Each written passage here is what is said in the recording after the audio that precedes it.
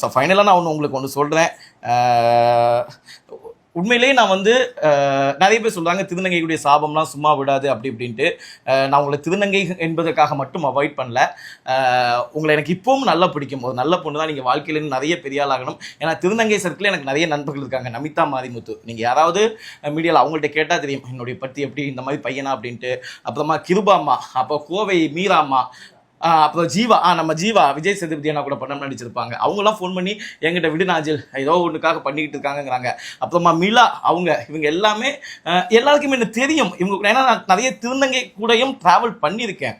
ஆனால் நீங்கள் இப்படி வித்தியாசமாக இருக்கும்போது என்னென்னா மக்களுக்கு என்னென்னா ஒரு பயம் வரும். என்னடா திருநங்கைகள்லாம் இப்படி தான் இருப்பாங்களா, இவங்க கூட பழகினா இந்த மாதிரி பண்ணுவாங்களா அப்படிங்கிற ஒரு பயத்தை நீங்கள் இப்போ விதைச்சிருக்கீங்க. அண்ட் இப்போ நீங்கள் என்னை கல்யாணம் பண்ணிக்க அப்படிங்கிறீங்க.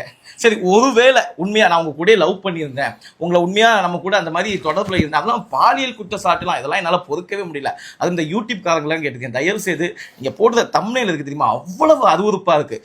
நடு இரவு என்னப்பா ரொம்ப அசிங்கமா வல்கரா இருக்கு, இரவு முழுவதும் அப்படிங்கிற இதெல்லாம் போடுறீங்க. நிறைய குழந்தைங்க யூடியூப்பை பார்க்குறாங்க. ஸோ நீங்கள் தயவு செய்து நீங்கள் சொசைட்டியில் ரொம்ப பொறுப்பாக இருக்கணும். உண்மையிலேயே அந்த பொண்ணுக்கு ஒரு நீங்கள் நியாயம் வாங்கி கொடுக்கணும்னு நினைச்சீங்கன்னா நியாயமான விஷயத்தில் என்கிட்ட கேட்டோம், அந்த பொண்ணை கேட்டோம் நீங்கள் முறையிட